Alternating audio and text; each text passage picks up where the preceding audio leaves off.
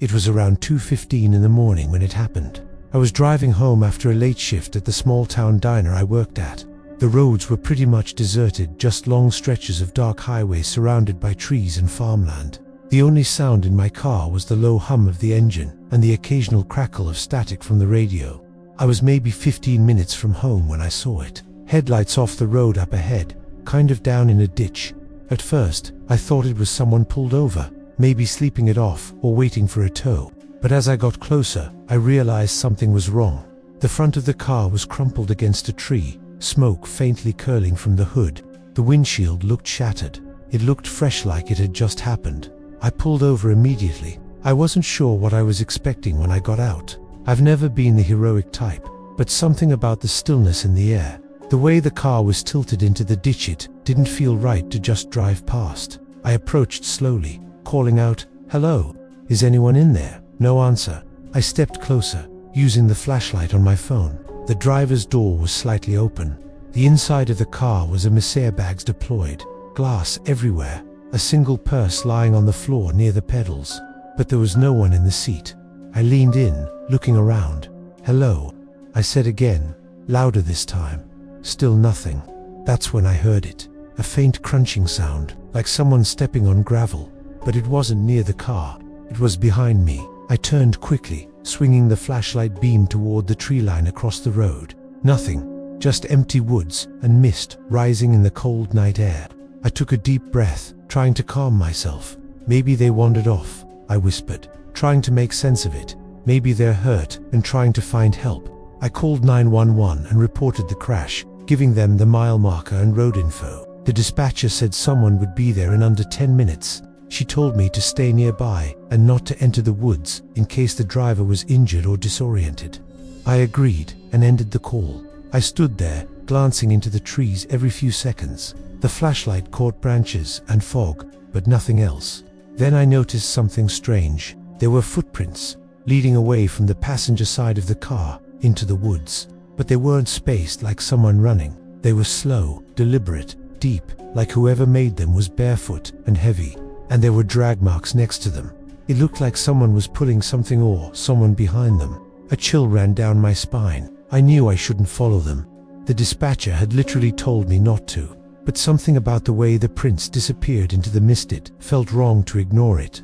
I took a few steps off the road, into the grass, phone light bouncing ahead of me. "Hello," I called again, quieter now. "Do you need help?" Still no answer. The woods swallowed my voice. I kept going, just a little farther. The footprints were still clear. The drag marks had started to smear like something had been dropped and dragged unevenly. Then I saw it. A shape dark, hunched maybe 15 feet ahead. I froze. It looked like someone crouching over something on the ground. My light flickered for half a second, just enough to make me gasp and step back. When it steadied, the shape was gone. Just gone. Nothing there. No sound of running. No branches snapping. Just cold air and silence. I slowly backed up, trying not to make noise. Every instinct in me was screaming to turn and sprint, but I didn't want to lose my footing in the woods. I turned carefully, retracing my steps. That's when I heard breathing. Not mine. Not fast or scared. Deep, steady, close. It was behind me. Right behind me. I turned so fast I nearly dropped my phone butt again. There was nothing. Just trees. Then I heard something else. A whisper. It was so faint, I almost thought I imagined it. "Don't leave." I bolted. I ran all the way back to the road, stumbling onto the gravel shoulder, gasping for breath. The crash site was still there. My car's headlights still illuminating the broken vehicle in the ditch. But something was different. The driver's door was shut. I had left it open. I was sure of it. And the purse, gone. I stared at the car for a long moment. I didn't want to go near it again, but some part of me had to know. I inched closer, heart pounding. When I got within 10 feet, I heard a loud click from inside, like the sound of a door locking. I backed away slowly, eyes locked on the car. The flashes suddenly came on, blinking, in sync with my thudding heartbeat. That's when the cop car arrived. I nearly collapsed in relief. The officer approached cautiously, hand on his flashlight, asking if I was the one who called. I nodded and told him everything well. Not everything. Just the crash, the missing driver, the footprints. I left out the whisper, the shadow in the woods. He searched around while we waited for backup, but didn't find anyone. Eventually, an ambulance and another cruiser showed up. They checked the vehicle registration and confirmed it belonged to a woman who lived about 40 minutes away. She wasn't answering her phone. They assumed she had wandered into the woods and gotten lost. They searched for her for hours, but they never found her. Not that night, not in the days that followed. It became one of those weird local mysteries. People whisper about it when they drive past that stretch of road. But I never told anyone what I really saw, or what I heard, because some nights, especially when I pass that same bend on Route 67, I hear that breathing again right behind me, and a voice that always whispers the same thing: don't leave. About a week passed. I didn't tell anyone else what happened that night. I figured I was sleep deprived, freaked out, maybe imagined half of it, but the whole thing left this deep, crawling feeling in my chest that wouldn't go away. I stopped taking Route 67 at night, took a longer way home just to avoid that bend, but I couldn't stop thinking about the voice, the breathing, the door locking on its own, and how no one ever found the woman. The police put out her name, Jennifer Reese. She was 28, worked as a nurse's aide in the next town over. A couple articles came out online about the mysterious crash. Her family said she'd left work late, and then, nothing. No one saw her again, but I did. Well, I think I did. I kept replaying it in my head, the hunched figure in the woods, the dragging marks, that purse. I even searched online to see if anyone else reported seeing anything strange near that area. Nothing useful, just dead ends and a few Reddit threads with bored locals spinning ghost stories. Then one night, I got off work late again. It was raining, hard. Roads were flooded in some areas. My usual detour was shut down due to fallen trees. The only open route, Route 67. I stared at the road signs for a while, parked at an intersection with my hands gripping the steering wheel tight enough to make my knuckles go white. Finally, I told myself, "You're being ridiculous." I wasn't going to crash. I wasn't going to see anything. It was just a roadie. Took a deep breath and turned onto it. At first, it was fine. Just trees sliding past and the headlights, the rhythmic thump of wipers. But as I got closer to that curve, the one where the crash happened, something shifted. My radio suddenly cut out. It went from soft static to complete silence. I didn't think much of it at first. Maybe the rain interfered with the signal. But then the dashboard lights flickered just for a second. I passed the crash site, and the road looked different. There was no sign of the tire marks, no broken tree where the car had hit, no police tape. The ditch looked too clean, like nothing had ever happened there. But the strangest thing, I saw taillights, dim red, glowing ahead of me just around the bend. They weren't moving. I slowed down. The car looked familiar. Same model, same make, same dent in the rear left side. It was her car, the same one from the crash. I stopped my car and just sat there, engine running, staring at the taillights through the rain. And then they blinked. Not like brake lights, like someone had turned the hazard lights on. Blink, blink, blink. I didn't want to believe what I was seeing. I should have reversed, turned around, anything, but I didn't. Instead, I stepped out into the rain, grabbing my phone and using the flashlight again. As soon as I shut my car door behind me, the air got thick like stepping underwater. The rain seemed quieter somehow, like it was being muffled. I moved toward the other car. No movement inside. The windows were fogged up. I reached out, my fingers trembling, and knocked on the driver's window. Nothing. I went to the front, trying to peer through the windshield. Still nothing. That's when I saw it. Inside the car, in the back seat, pressed against the glass, was a face, pale, eyes wide, mouth slightly open. A woman, her eyes locked with mine, but she didn't move, didn't blink. I froze. Then, without warning, she smiled, but it wasn't normal. It was too wide, too forced, too still, like the muscles weren't working properly. I stumbled back. My phone light flickered. The car's engine turned on by itself. No one had touched the keys. I swear to God, the woman never stopped smiling. She just sat there, staring, while the engine idled. Then, without her moving, the passenger side window began to roll down. Slowly, mechanically. The sound of the rain grew louder, and from inside the car, I heard it again. That voice, "Don't leave." It wasn't a whisper this time. It was almost a growl. That was enough. I turned and ran back to my car, slipping on the wet pavement. My knee hit the ground hard, but I didn't stop. I got inside, slammed the door shut, and jammed the key into the ignition. It didn't start. I turned it again. Nothing. The lights on my dashboard began to blink randomly like some kind of electrical malfunction. Radio buzzing in and out, wipers moving on their own. Out of the corner of my eye, I saw movement. She was standing beside my window, the same woman, but her eyes weren't normal anymore. They were black dot, all of them. No whites, just glossy, deep pits, still smiling. She leaned closer to the glass, fogging it slightly, and then she mouthed the words again, "Don't leave." That's when my engine finally roared to life. I slammed into reverse, nearly spinning off the road, then floored it forward without even looking. I didn't stop until I hit the town limits, didn't look in my mirrors, didn't breathe. When I finally pulled into my driveway, I sat in silence for a long time, hands shaking. I told myself it wasn't real. I told myself the trauma of finding that car. Maybe my mind was making things up.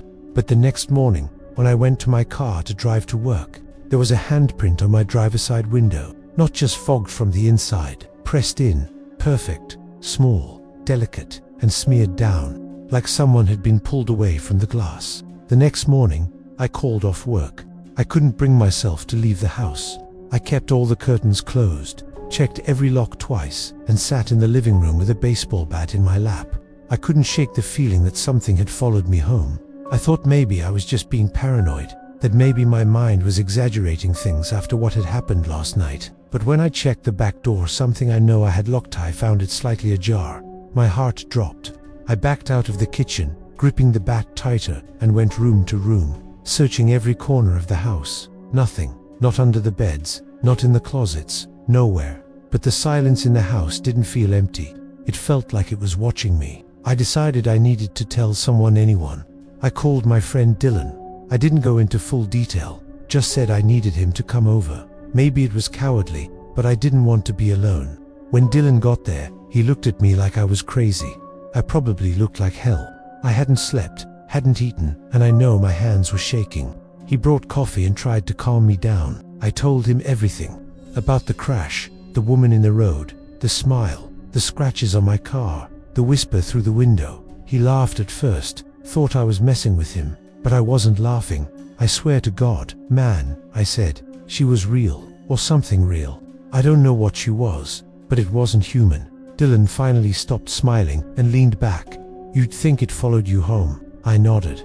We went outside to check the car again. I hadn't touched it since the night before. The scratches on the door were worse than I remembered, and this time we both saw something new on the windshield. Faint but visible in the morning light were two handprints pressed into the glass from the outside, smudged, pale, like someone had leaned forward to look in. That was enough to convince Dylan I wasn't lying. He stayed with me most of the day. We didn't talk much, just watched TV, trying to ignore the constant pressure in the room. At one point, I saw something move past the front window like a shadow, just out of sight. But when I ran to the door and looked, there was nothing there.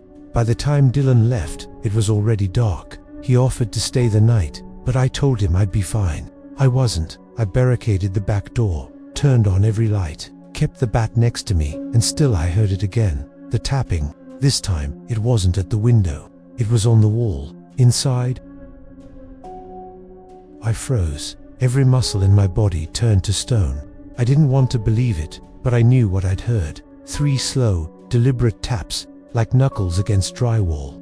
I crept toward the noise, holding my breath. It came again, this time from the hallway. Then again from the door to the basement. The basement, I hadn't been down there in months. I never liked it, even before all this. It was dark, unfinished, always felt colder than it should have. But now, the door to it stood slightly open, and something was breathing down there.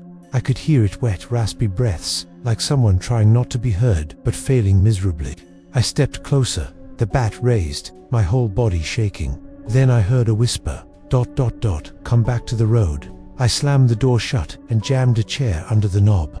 I didn't care if I looked crazy, I was not going down there. But the whisper came again, not from the basement this time, from behind me. I spun around and for a split second, I saw her again, standing in my hallway. That same smile, that same dress, but this time, her arms were longer.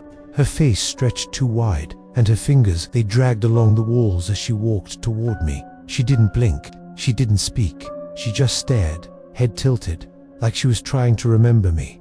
I ran, out the front door, barefoot, into the street. I didn't stop until I reached the neighbor's house, pounding on the door like a lunatic. They let me in, thankfully, though they looked scared. I told them someone had broken in. When the police arrived, I didn't tell them the full story, just that I thought someone was inside. They searched the house, found nothing, not even the handprints on the car, not the scratches, not the smudges, nothing. They told me I might be having a stress-induced episode. Maybe I fell asleep at the wheel that night. Maybe I imagined the woman. Maybe it was all a dream. But I know what I saw, and I know it didn't end that night. Because this morning, when I went out to check the mailbox, there was something inside. A photo of me, sleeping, and written on the back, in red ink, "Next time, don't run." After finding that photo in the mailbox, I left my house. I packed a bag with a basics wallet, keys, charger, clothes, and just drove. I didn't have a destination, just a need to get away. Away from the house, away from that stretch of road, away from her. I stopped at a motel 2 towns over, a cheap rundown place that smelled like bleach and cigarettes, but it felt safe, or safer, at least. I didn't tell anyone where I went. Not Dylan, not my family. I turned my phone off and left it in the glove compartment. I didn't want to be reachable. I didn't want to be found. That first night, I slept with the TV on. The static and soft glow gave me some comfort, some illusion of control. I stayed up late, replaying everything over and over again, trying to make sense of it, trying to tell myself there had to be an explanation, that it was stress, exhaustion, maybe even hallucination. But deep down, I knew it wasn't. Around 2:30 a.m., the motel room phone rang. I jumped so hard I knocked over the lamp.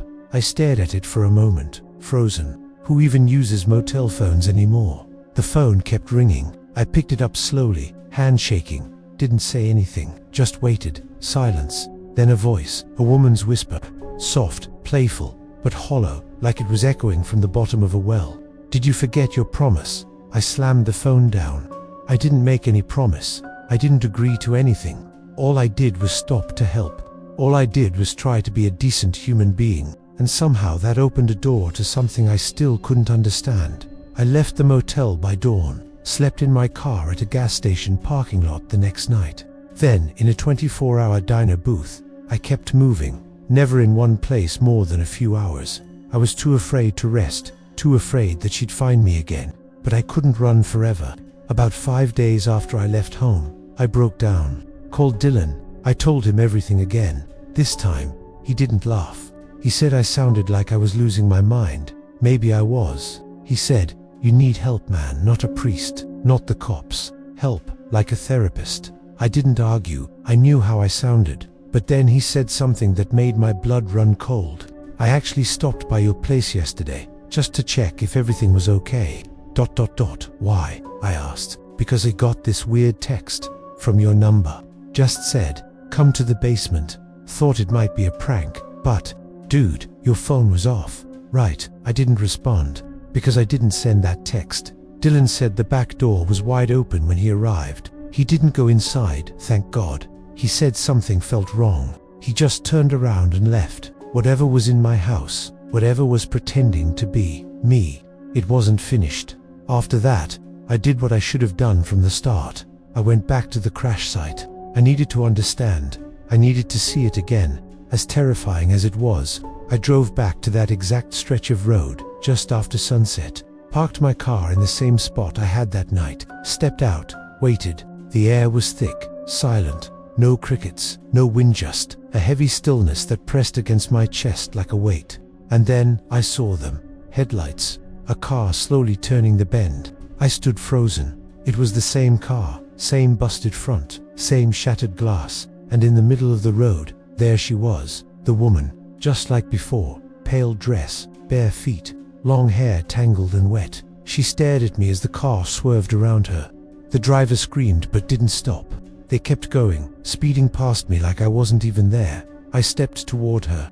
My hands were cold, my breath shaky. "Why are you doing this?" I asked. "What do you want?" She didn't answer, just tilted her head, and then she smiled.